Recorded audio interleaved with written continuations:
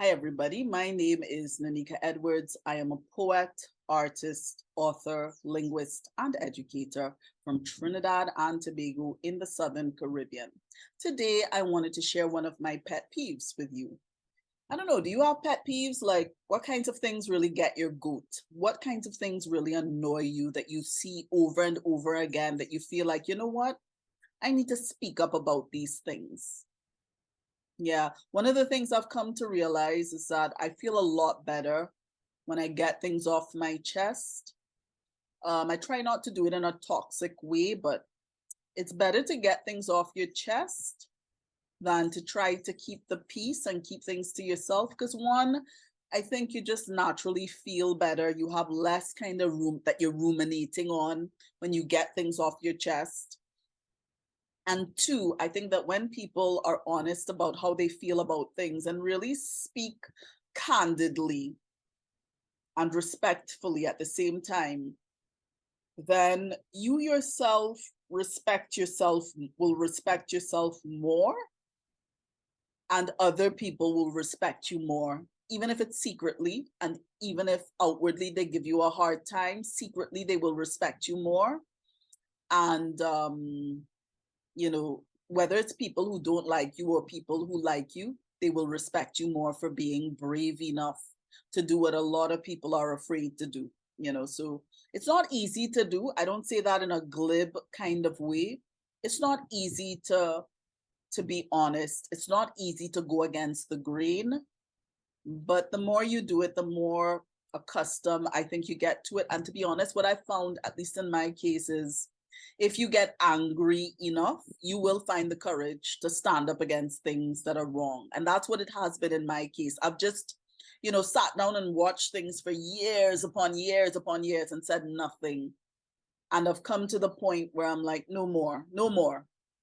I will, where I can, where I think it's wise and so on, I would stand up in whatever way that I can against things that I think are wrong and that need to be debunked and replaced with something better. Anyway, my pet peeve for today. So today I'm coming with a pet peeve. Okay, my pet peeve, I have my notes here, just with my points. I'm talking off the top of my head, but I have my points. One of my pet peeves is like people who who automatically side with abusers. I mean, without even giving anything much thought, they will side with abusers, and they'll do it in ways that can seem kind of subtle. Like they will say things like, okay, for example, if you talk about a woman who has been abused, who's been in an abusive relationship, whatever that abuse looks like, somebody that woman goes to, or somebody who tells another person about that woman might say something like, I find she kind of stupid. If I were her, I would have, or how did she get herself into that? Or why didn't she leave? Or I find she dotish. But how she's so stupid? There's no spotlight is put on the abuser, but all of the accountability for what's happening in the marriage is placed on the victim. I can't stand that. I really can't. And yes, it may seem sometimes that women may be unwise if we're talking about women, male female dynamic in this regard. And it could go the other way. You have women who abuse men as well, okay? But I'm talking about what's typical. So yes, you could have women who find themselves in a situation where they're being abused, but those kinds of scenarios can be very complex, very difficult to extricate oneself from, and it's not as simple as black and white. So you see, that gets me angry. The lack of compassion, the ignorance, and just the kind of lack of humanity, that annoys me. Here's the other thing that gets me annoyed about people siding with abusers. Whatever that abusive situation looks like, whether it's it doesn't have to be a man and a husband and wife kind of dynamic, could be anything where you've got a bully who is bullying a victim, or bullies who are bullying a victim. Here's what I can't stand about people who side with abusers. One of the things I really dislike is the cowardice, like people who think that if they stay silent, or if they almost kind of, what's the word I'm looking for, like they side with the abuser, but in principle, not in action. Like the fact that somebody doesn't speak out, or the fact that somebody doesn't take particular action, even if they're silent, the silent siding with an abuser is still siding with an abuser. That I find very cowardly. I have very little respect for cowardice, especially moral cowardice. I really think that moral courage is more important than physical courage. If you have moral courage, sometimes it is enough to give you physical courage you didn't think you had. And if you have physical courage, but no moral courage, no amount of physical courage will give you moral courage that you don't have. I really dislike seeing cowardly behavior. Okay, the third thing I dislike about people siding with abusers.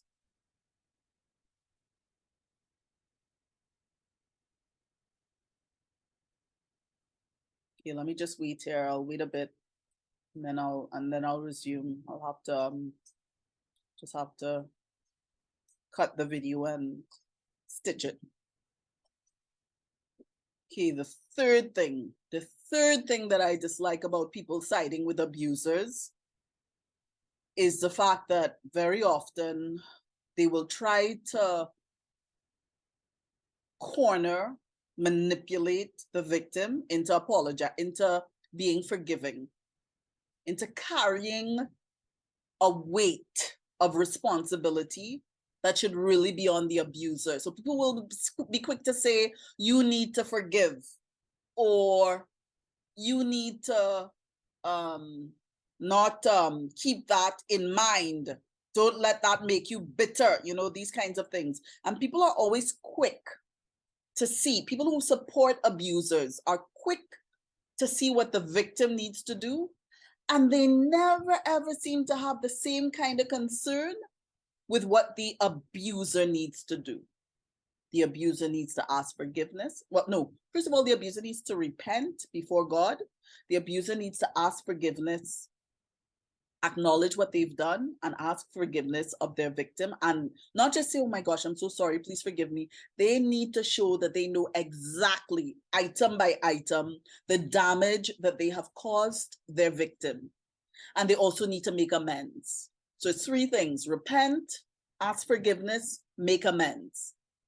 I never hear anybody talking about that. And I think it's partly because sometimes abusers will brainwash the people around them so that they, the abusers, can be easily exonerated. Yeah, that's how it works.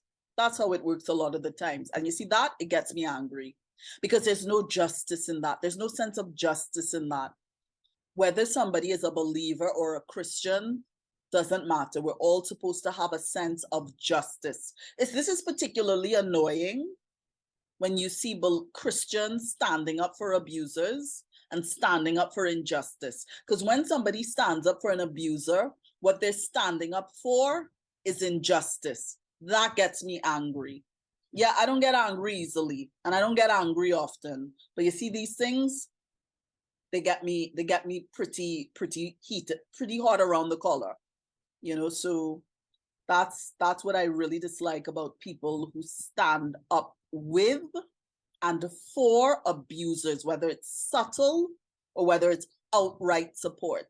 It's wrong. It's very wrong. There could be all kinds of reasons why people do that, but it's wrong.